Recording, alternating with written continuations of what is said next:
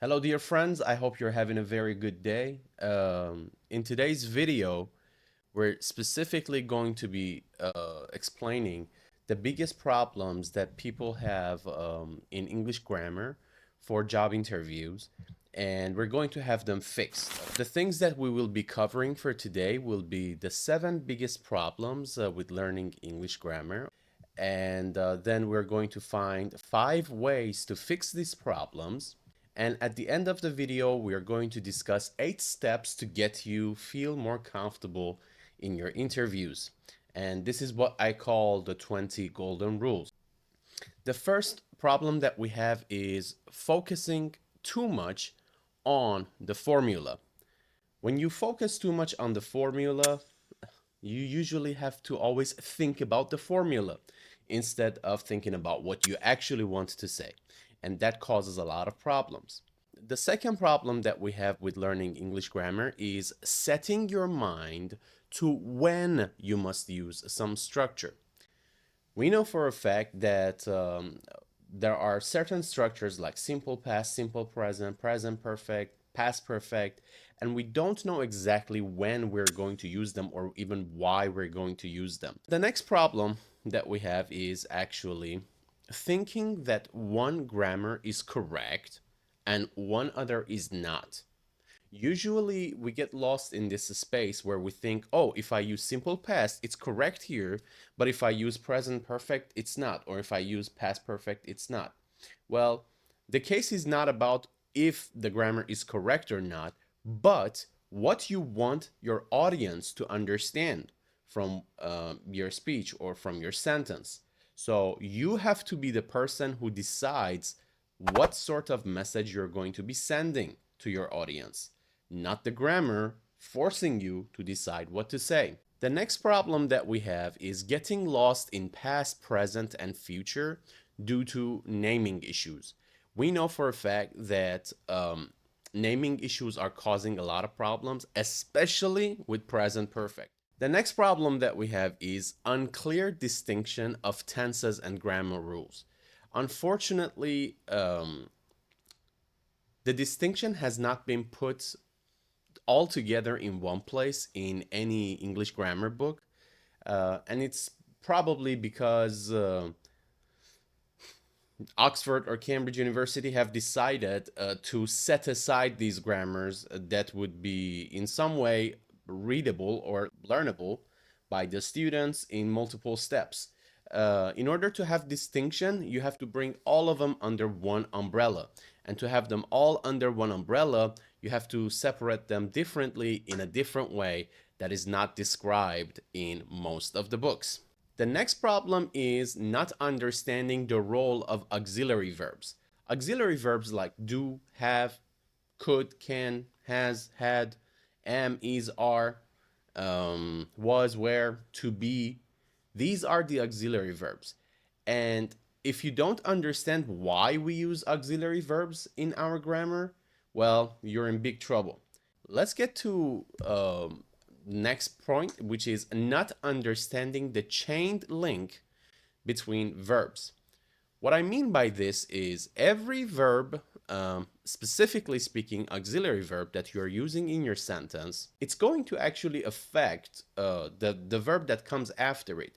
For example, when you say, I am working on, the ing at the end of working is there simply because you use I am. So am affects the work verb that comes after it, which adds the ing to it. And the same happens with every other grammar rule. In present perfect, we know the fact that, there is a chain between them. But have you ever thought about actually making a sentence in future perfect passive format? If you have, please make sure you write a sentence with that example in the comment section. After learning about these 7 big problems, let us get into the next step, which is actually 5 ways to fix these problems. The first way to fix this problem is learning that there are multiple options to talk about one topic, meaning you don't have to force yourself or push yourself to only use one certain grammar to discuss what you're thinking. If you're too unsure about present perfect, there are ways for you to actually skip that and not use that and only use simple past to discuss what happened in the past for you.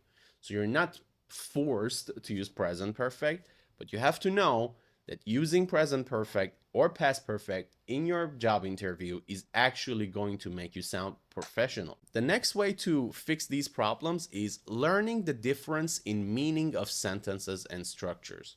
So instead of learning what present perfect is, try to understand how present perfect is different from simple past. That's going to make a huge change. The next way to fix these problems is decoding the formulas to have a clear understanding of everything. What I mean by that is, let's take the passive format and continuous format as an example. In both, we're using am, is, are, or one form of to be verb in order to make sentences. But what happens is, in continuous format, you're going to use the ing for the main verb, and in passive format, you must use the past participle form of the verb because you're making the change, of course. So in order to understand the difference between these two, you have to decode the formula for each grammar structure. The fourth way to fix this problem is using different grammar structures to talk about the same topic to understand the differences. So if you want to understand what's happening with each grammar, you simply have to use different structures to talk about one specific topic or one specific rule. And finally, you shouldn't be afraid of using one structure instead of another. So this is very, very important, and it can absolutely boost your confidence just knowing that you are not forced to use a specific grammar rule in order to introduce yourself or talk about yourself in any job interview. Let's look at some ways or the 8 steps to boost your English overall. The first step or practice that you must use in order to boost your English is passive listening in order to train your ears. What do I mean by passive listening? I mean listening to music, listening to news, listening to podcasts online without actually paying any attention. So that's the first step to improve your English overall. So in order to improve your English level and confidence overall, what you need to do is to have passive listening. The second step is active listening to identify grammar structures. What do I mean by that? So let's imagine you're in your car and you're just driving and you're listening to a podcast, okay? Now, in the terms of passive listening, you don't pay attention to what kind of grammar is being used in these conversations. But when you are actively listening to them, you have to identify the grammar. So when the speaker is speaking, you don't have to worry or focus about the meaning of the sentence, but you have to focus on what grammar structure is being used. So instead of understanding the meaning, try to understand if it's he's or she's using present perfect, simple past, conditionals, passive voice, and just try to mention, oh, yes, now she's using this. Oh, now she's using that. The next step, actually, to boost your English in 1 week, possibly, is passive reading to train your eyes, basically. By passive reading, I mean reading the newspaper, reading articles online, reading any sort of data provided to you by AI, of course. And why do I say passive reading? I say passive because you don't need to focus on every single word. You just read for the gist of the idea. There might be some vocabulary in between that you don't know, but you don't necessarily need to understand everything. So what you will do is just to look at the word and pass by it, even if you don't know the meaning. However, after this, you must focus on active reading to identify grammar structures. So even when you're reading, instead of only focusing on, let's say, vocabulary, this time you have to focus on grammar structures. So every sentence you see, you have to break it down, decode the formula to see exactly what kind of grammar is being used. The next way to boost your English is writing sentences in different structural formats. So you have to write sentences in different structures using present perfect, past perfect, simple past, and trying to write a story, at least one paragraph. After writing these sentences, you just have to record yourself. Let's imagine you're preparing for a job interview and you need to actually prepare yourself strictly for this job interview. What you will have to do is you have a set of questions from the job interview. You can absolutely ask this from AI. Then you try to read some sample answers from AI. And after you read the sample answers, you try to rewrite the same sentences in your own way, because there might be some words or some structures that suit to your needs better. However, after you write these sentences down, what I need you to do is to actually record yourself talking and speaking about these sentences, which will put you in a whole different league. And after that, you have to rephrase the same sentence in different ways.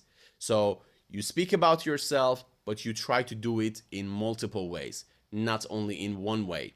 And this time, what you will need to do is to try to implement new structures in your speaking. First, you will choose the easiest way for you to talk about one point, and after you feel comfortable about that specific point, you will try new structures to actually speak about this topic. And that would be the end of our lesson for today. Make sure you hit that subscribe button and like button if this video works well for you. In the near future, I will be making and preparing more videos for job interviews, specifically speaking for software developers and for developers in technology and IT sectors. So thank you so much for joining me today. I wish you the best. See you in the next one.